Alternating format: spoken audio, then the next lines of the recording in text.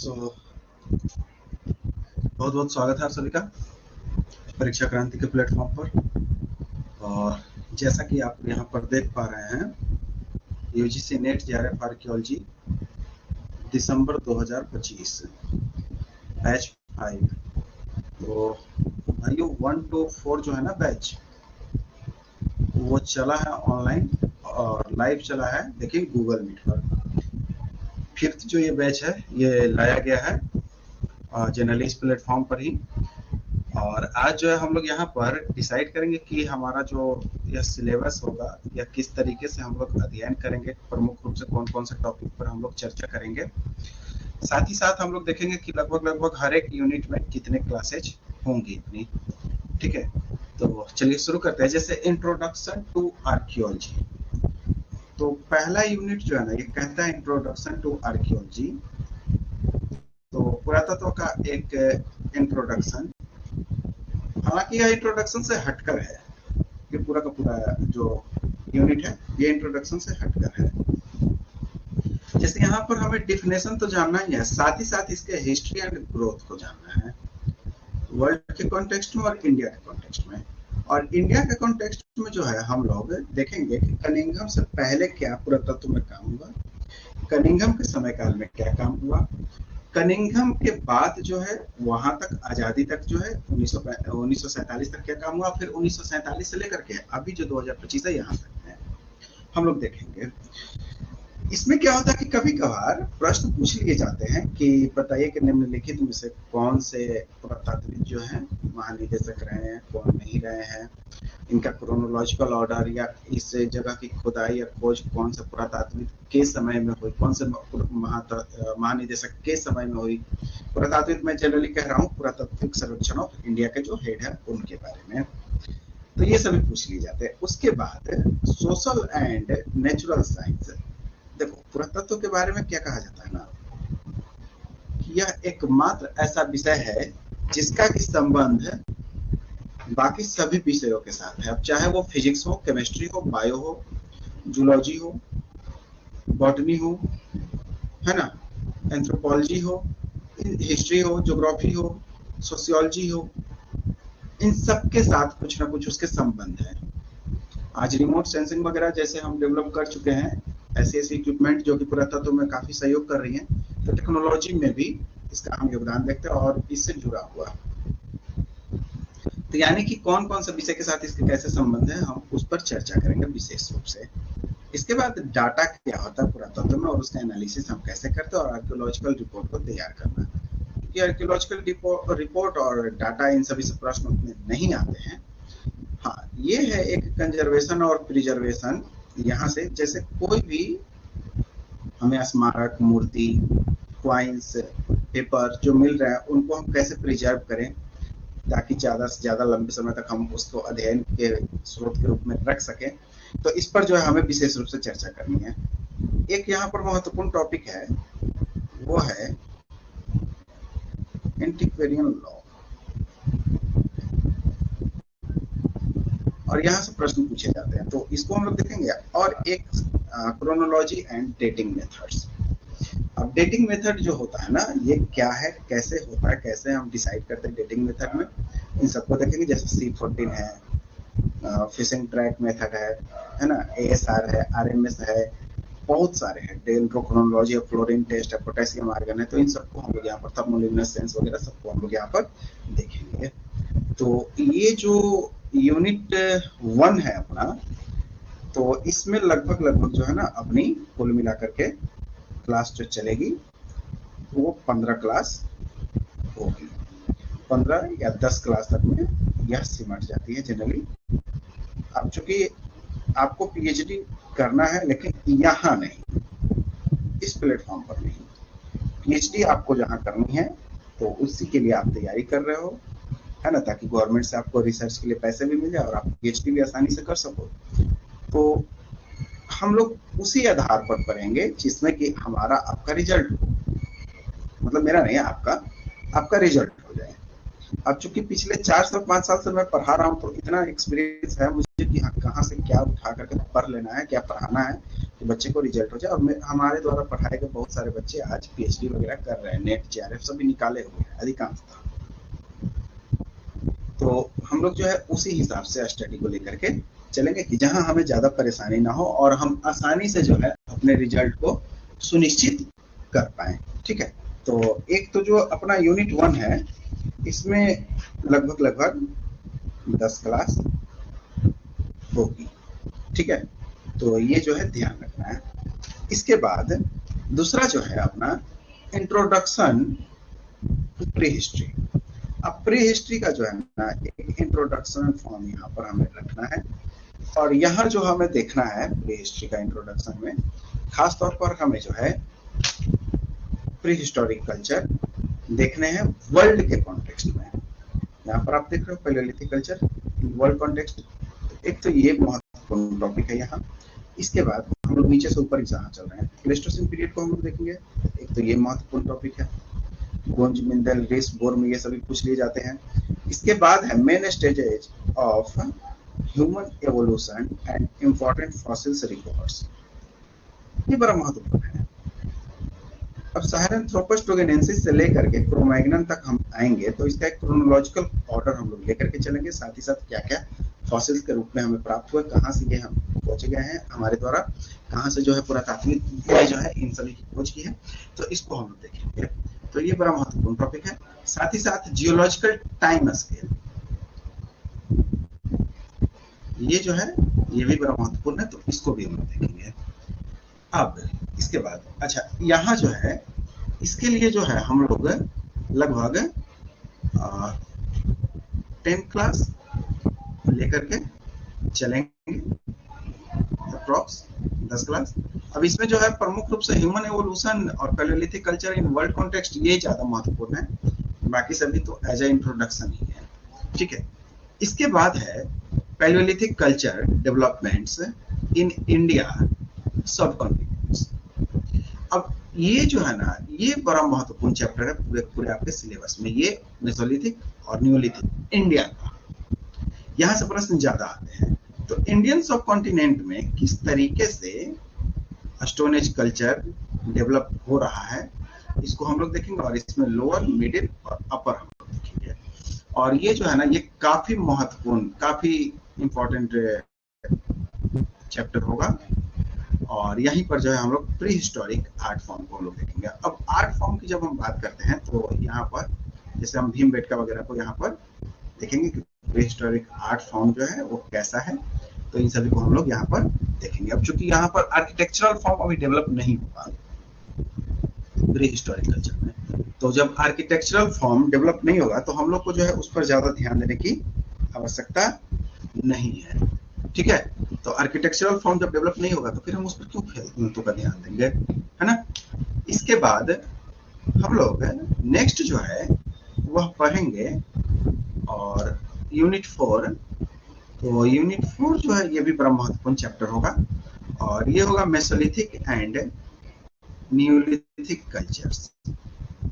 अब एक चीज यहाँ पर ध्यान देना, आप यहाँ पर देख रहे हो मेसोलिथिक एंड न्यूलिथिक कल्चर, लेकिन ये ध्यान रखना कि यहाँ पर जो हम पढ़ेंगे सबसे पहले वर्ल्ड के कॉन्टेक्स्ट में और फिर इंडिया के कॉन्टेक्स्ट में। ठीक है, तो यहाँ पर वर्ल्ड और इंडिया इन दोनों कॉन्टेक्स्ट में हम लोग देखेंगे मेसोलिथिक कल्चर को। मेसोलिथिक कल्चर को सब कॉन्टिनेंट वाइज अगर हम देखें, एरिया वाइज अगर हम देखें, इंडियन सब कॉन्टिनेंट में तो हमें पढ़ना ही है, लेकिन साथ ही साथ हमें यूरोप, वेस्ट एशिया के बारे में, चाइना के बारे में हमें पढ़ना है, ज्यादातर फोकस करना है। साथ ही साथ अफ्रीका वगैरह को भी हम लोग यहाँ पर लेकर के चलेंगे। अब चूंकि दे दिया जाता है सिर्फ और सिर्फ यूरोप, लेकिन प्रश्न अफ्रीका से भी पूछ लिए जाते हैं, तो उन्हें भी छोड़ना नहीं है पीछे, उस भाई को छोड़ना नहीं है, भाई को साथ में लेकर के हमें चलना है। ठीक है, तो ये ध्यान रखना है। अब इसके बाद यहाँ पर जो है Mesolithic culture of the Indian सब कॉन्टिनेंट। अब इंडियन सब कॉन्टिनेंट में मेसोलिथिक कल्चर के क्या फीचर्स हैं, कैसे कैसे वो डेवलप कर रहा है, टूल्स टाइप क्या है उसके, माइक्रोब्लेड्स क्या होते हैं, माइक्रोब्लेड टेक्नोलॉजी क्या होती है, टूल असेंबली कैसे है, एविडेंसेस जो है उसके, वो सारी चीजों का हमें अध्ययन करना है। एरिया वाइज अगर हम डिस्ट्रीब्यूशंस देखें तो एलुवियल प्लेन्स इंडिया में के कॉन्टेक्स्ट में मेसोलिथिक कल्चर का, horseshoe lake, coastal sites, sand dune sites, प्लेटू में जो प्रायद्वीपीय क्षेत्र है वहां, और उसके बाद रॉक सेल्टर साइट्स, इन सबको हम लोग यहाँ पर देखेंगे। इसके बाद एक है न्यूलिथिक कल्चर ऑफ इंडियन सब कॉन्टिनेंट। अब जिसमें ये हमें देखना अर्ली फार्मिंग कल्चर, ठीक है, early farming communities of Balochistan, तो उसको हम लोग देखेंगे। फिर उसके बाद मेहरगढ़ और किले गुल मोहम्मद, फिर न्यूलिथिक कल्चर इन कश्मीर, सबको हम लोग देखेंगे। इसके बाद जो है सेंट्रल गंगा प्लेन जो है वो, और कश्मीर, माफ करना, कश्मीर तो हमने पहले ही देख लिया, विंध्यन रीजन, कोयडेवा, महागड़ा, लौरा देवा, इन सभी को हम लोग देखेंगे। तो ये बड़ा महत्वपूर्ण है। अब एक चीज यहाँ पर आपको ध्यान देना है, तो देखो साउथ इंडिया के कॉन्टेक्स्ट में भी हम लोग देखेंगे। अब यहाँ पर मैं आपको एक चीज बता दूं, जनरली पैलेलिथिक, मेसोलिथिक और नियोलिथिक, इन तीनों का जब भी हम देखेंगे तो एक इंट्रोडक्शन समराइज कर लेंगे, साथ ही साथ पूरा स्थल के रूप में हम इसको ज्यादा देखेंगे, ठीक है। तो पूरा स्थल वाइज जो है हमको इसको देखना पड़ेगा, तो आप जो है इसको ध्यान रखेंगे। अब कुछ साइट्स जैसे यहाँ पर सरू तरु है, सेलबालगिरी है, दाउजलो हार्डिंग है, मरकडोला है, नागार्जुनीकोंडा, हल्लोड, कोडेकल, एस माउंट साइट्स, ये सभी, पिकली हल, संगनकल्लू, उतनोर, ये सभी हैं। लेकिन हमें उस पर ज्यादा जनरली इन सभी पर ज्यादा फोकस तो करना ही है, लेकिन इस पर यह ध्यान नहीं देना कि सिर्फ और सिर्फ हमें यही पढ़ना है, ऐसा नहीं करना है। हम क्या करेंगे कि सभी पक्षों को लेकर के चलेंगे, जितने भी पूरा स्थल होंगे महत्वपूर्ण, उन सभी को हम लोग लेकर के चलेंगे एग्जाम के पॉइंट ऑफ व्यू से। ओके, तो पैलेलिथिक कल्चर इन इंडियन सब कॉन्टिनेंट, और यहाँ जो है हम लोग लगभग 20 क्लास रखेंगे। और इसके बाद जो है हम लोग यहाँ आएंगे मेसोलिथिक एंड नियोलिथिक कल्चर, तो यहाँ पर भी लगभग 20 to 30 क्लास अप्रॉक्स लेकर के हमें चलना होगा, ठीक है। तो मान लो कि लगभग जो है 20 क्लास हम लोग यहाँ पर लेकर चलेंगे। इसके बाद प्रोटो हिस्ट्री। प्रोटो हिस्ट्री में चूंकि हड़प्पन कल्चर को हमें पढ़ना है, अब हड़प्पा के प्री साइट से लेकर के हम लोग लेटर तक, साथ ही साथ क्या हड़प्पा के कुछ फीचर्स हैं, तो उसको जो है हम लोग सोशल कल्चरल वैल्यूज के देखेंगे, social, economic, religious, politicals value क्या थे हड़प्पन सिविलाइजेशन के, वो देखेंगे। अर्बनाइजेशन आखिरकार हम इसको क्यों कहते हैं, तो ये हम देखेंगे। अर्बन कल्चर हम क्यों कहते हैं, प्रमुख स्टेज, साथ ही साथ इसके जो है ना कुछ प्रमुख पुरास्थल है उसको देखेंगे, पोस्ट हड़प्पन कल्चर को देखेंगे, और फिर चालकोलिथिक कल्चर में हम लोग इंटर करेंगे। हड़प्पा के साथ जो है ना आर्ट एंड आर्किटेक्चरल फॉर्म को हम लोग देखेंगे, और मूर्ति वगैरह। उसके साथ ही साथ हम लोग जो है यहाँ पर उसके पेंटिंग्स को भी देखेंगे। अब सवाल ये उठता है कि उसके पेंटिंग्स भी है, तो हाँ, अब इसके पेंटिंग्स कौन से हैं, तो इसके पेंटिंग्स जो है जनरली हम देखते हैं तो हमें प्राप्त होता है उसके मृद भांडों पर, तो हम लोग उसको भी देखेंगे। उसके बाद तो इसका भी जब लगभग 20 क्लास अप्रोक्सीमेट लेकर के चलते हैं, चालकोलिथिक कल्चर वगैरह सब इसी में इंक्लूड रहेगा। और फिर आयरन एज,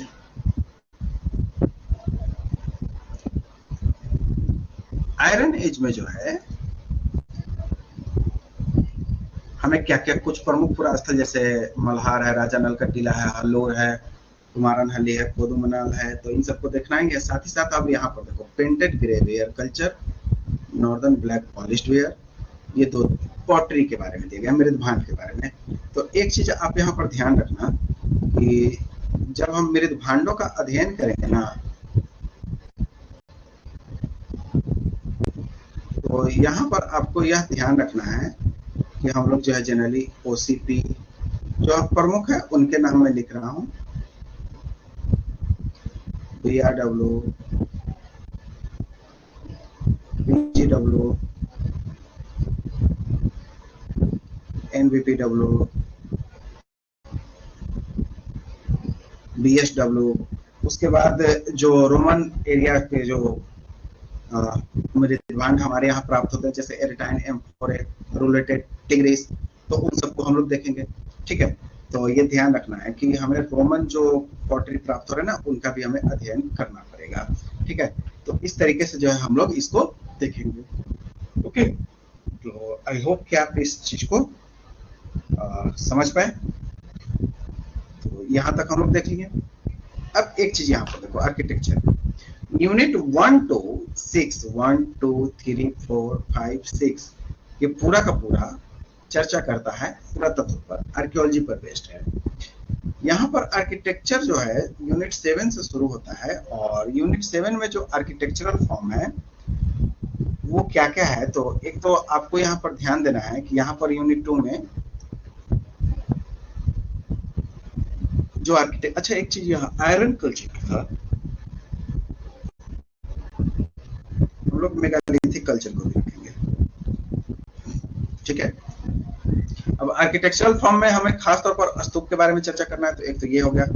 अब स्तूप का आर्किटेक्चर क्या होता है, कैसे यह डेवलप हुआ, origin and development north and south side में। इसके बाद रॉक कट आर्किटेक्चर जो है इसको हम लोग देखेंगे, जिसमें origin and development Buddhist, brahmanical, Jain and temple architecture, इन सभी को देखेंगे। रॉक कट आर्किटेक्चर, उसके बाद टेम्पल आर्किटेक्चर में जब हम इंटर करते हैं तो नागर, बेसर और द्रविड़, साथ ही साथ अब कुछ स्पेशल जैसे गुप्त, चालुक्य, पल्लव, राष्ट्रकूट, इनको देखने के बाद हम लोग खजुराहो, उड़ीसा और चोल, होयसल, विजयनगर, इन सभी का टेम्पल आर्किटेक्चरल फॉर्म हम लोग देखेंगे। इसके बाद आर्ट आइकोनोग्राफी में स्कल्पचर्स, आइकोनोग्राफी में फिर ब्रह्मा, विष्णु, शिव, कार्तिकेय, गणेश, सूर्य, शक्ति, और तीर्थंकरों में ऋषभदेव, पार्श्वनाथ और महावीर, फिर बुद्ध और बोधिसत्व और तारा, इनकी मूर्तियों को जो है हम लोग अध्ययन करेंगे कि कैसे जो है लक्ष्मी की जो मूर्ति बन रही है, तो आखिरकार मगरमच्छ या गंगा की मूर्ति बनाई जा रही है, तो मगरमच्छ, कछुआ, इन सभी के आखिरकार उसमें महत्व क्या है, तो इन सभी को जो है हम लोग चर्चा करेंगे। इसके बाद यहाँ पर है एक टॉपिक, टेराकोटा आर्ट। अब ये जो आप टेराकोटा आर्ट देख रहे हो, तो ये टेराकोटा जो आर्ट है यह हमें पढ़ना है मौर्य और गुप्त पीरियड को लेकर। लेकिन ये ध्यान रखना कि सिर्फ और सिर्फ यही नहीं, मौर्य से गुप्त पीरियड के बीच का जो काल होगा उसमें भी जो कुछ अगर टेराकोटा फॉर्म डेवलप हुए हैं तो उसे भी हम लोग देखेंगे। साथ ही साथ पेंटिंग्स में रॉक कट के पेंटिंग्स जैसे अजंता बाघ और शीतल वासन, इन सभी को हम लोग देखेंगे। और इसके लिए जो है एक मैंने निर्धारित कर रखा है कि लगभग इसमें जो है ना 20 क्लास इसमें भी अपने जाएंगे। ठीक है, तो इसके बाद जो है वो है पैलियोग्राफी और इपिग्राफी। अब पैलियोग्राफी और इपिग्राफी को जब आप देखते हो तो यहाँ पर आप समझना कि एक जो है हमें इंट्रोडक्शन रखना होगा कि भारत में ब्राह्मी और खरोष्टी लिपि जो डेवलप हो रही है वो कैसे हो रही है, और इसके जनरली तर्क क्या क्या है, पक्ष और विपक्ष के तर्क, और कुछ सिलेक्टेड इंस्क्रिप्शंस जो मौर्य से पहले, फिर मौर्यन पीरियड, और मौर्यन पीरियड से लेकर के हम कैसे पढ़ेंगे ये फॉर्मेट में बता रहा हूँ। एक मौर्य से पहले, ठीक है, उसके बाद एक मौर्यन पीरियड में, और फिर मौर्यन पीरियड के बाद से लेकर के सातवाहन, चेदीमाह, मितवाहन, कुषाण, इन सभी से लेकर के गुप्त पीरियड, उसके बाद तो ये 3 फॉर्मेट हो गया। और एक जो हम लोग फिर यहाँ पढ़ेंगे गुप्त पीरियड और गुप्तों के सामंत, इन दोनों को एक साथ 4 हो गए। अब गुप्त के बाद जो इंस्क्रिप्शंस हैं उन सबको हम लोग देखेंगे, और लगभग चेर, चोल, पांडे, इन सभी तक आकर के उसको समाप्त करेंगे। तो यहाँ जो है हम लोग अप्रॉक्स 20 क्लास समझो कि हम लोग लेकर के चलेंगे।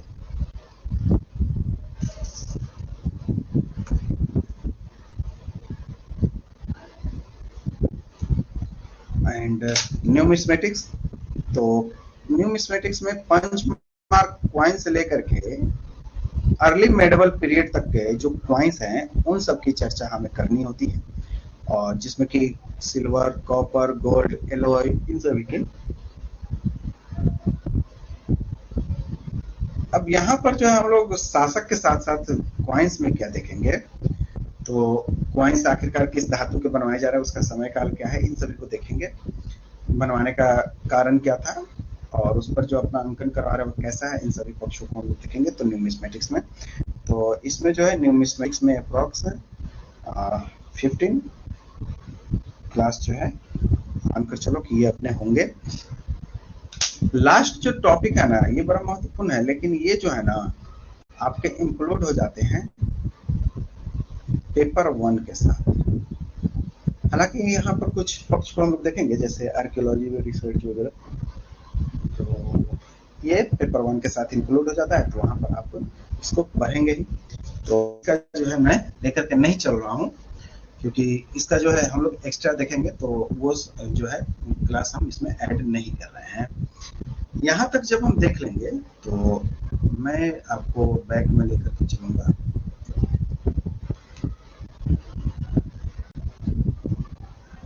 यहाँ पर, तो यहाँ पर अब जो है आप देखोगे तो यूनिट 1 में अप्रॉक्स, अच्छा ये मैं जो आपको बता दे रहा हूँ कि ये जो क्लास है ना, ये मोटा मोटी हमने डिसाइड कर रखा है ना।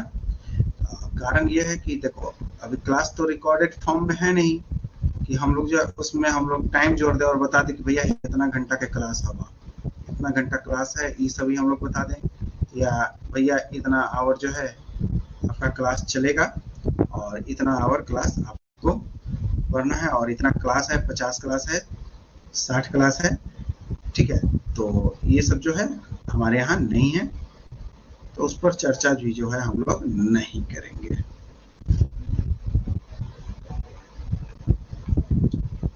और यूनिट 9 में हम लोग 15 क्लास पर चर्चा करेंगे विस्तार से। अब यहाँ पर एक और चीज, इतना तो हो गया यूनिट 1 to 9 में। यूनिट 10 जो है ना, यूनिट 10 के लिए हमने क्लास निर्धारण नहीं किया है, तो यहाँ पर जो है ना अप्रॉक्स 5 to 10 क्लास, बस इसको मानकर चलना, लेकिन इसको अलग रखना। इसके बाद हम लोग एक पढ़ेंगे मैप का क्लास, जो कि कुल मिलाकर के 5 क्लास होगा।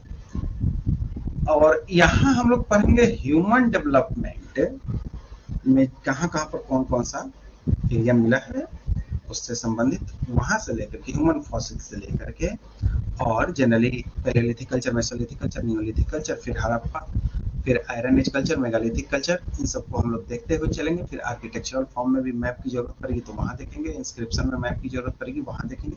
तो अप्रॉक्स लगभग 5 क्लास हमारे इसमें होंगे, ठीक है। और कुल मिलाकर के हमारी जो क्लास है 10, 10, 20 और 20, 40 प्लस 30, 70, 70 प्लस 20, ये हो गया 90 प्लस 20, तो 90 और प्लस 20 ये हो गया कितना, तो 110 प्लस 20 130 प्लस 20 150, और 15 और 5 20, लगभग 170, 150, 170 क्लास। तो 125 to 170 क्लास जो है ना आप एकदम गांठ बांध लो कि हमें करने हैं। अब यहाँ पर सवाल उठता है कि जनरली यहाँ जो क्लासेस चलेगी उसमें क्या क्या प्रोवाइड होगा। तो मैं आपको बता दूं कि यहाँ तो एक तो लाइव और रिकॉर्डेड क्लास जो आप देख रहे हो इस तरीके से फॉर्म में आपको मिलेगा। साथ ही साथ अब जो है यहाँ पर आपको नोट्स वो 2 फॉर्म में मिलेंगे। एक जो होगा उसको हम कहते हैं बोर्ड पीडीएफ, ठीक है, और एक जो होगा नोट्स वो ई नोट्स होगा। अब चूंकि मैं आपके घर पर पार्सल नहीं करवाऊंगा, ये होगा ई नोट्स, यानी कि जनरली जो यहाँ पोर्टल पर आपके रखे जाएंगे वो। इसके बाद यहाँ पर आपका होगा टेस्ट। अब टेस्ट जो है ये यूनिट वाइज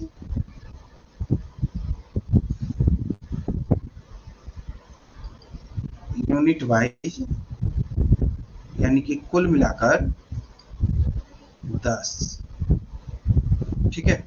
और फिर जो है PYQ, चूंकि मेरे YouTube चैनल पर बहुत सारे PYQ शॉर्ट किए गए हैं, लेकिन यहाँ जो है अभी नए के जो 4-5 साल के हैं, तो इसको हम लोग स्पेशल देखेंगे। साथ ही साथ हम लोग क्या करेंगे कि मैं क्या करूँगा कि उसका PDF भी आपको दे दूंगा वहाँ पर, ताकि आप उसको रख सको और रिविजन कर सको, ठीक है। तो आई होप कि आप इस चीज़ को समझ पाए। तो क्लास यहीं पर आज की समाप्त हो रही है। और चूंकि आप लोग जो है जनरली इस चीज़ को समझ पाए, तो इसके लिए फी भी जो है बहुत ही कम रखी गई है, ताकि स्टूडेंट्स जो है अफोर्ड कर सके। अब चूंकि मैं बाकी जगहों पर देख रहा हूँ तो फी अच्छे खासे हैं, लेकिन हमारे यहाँ जो है फी वगैरह उतने ज़्यादा नहीं रखी गई है, ताकि जो है आप लोग हर कोई इसको अफोर्ड कर सके आसानी से।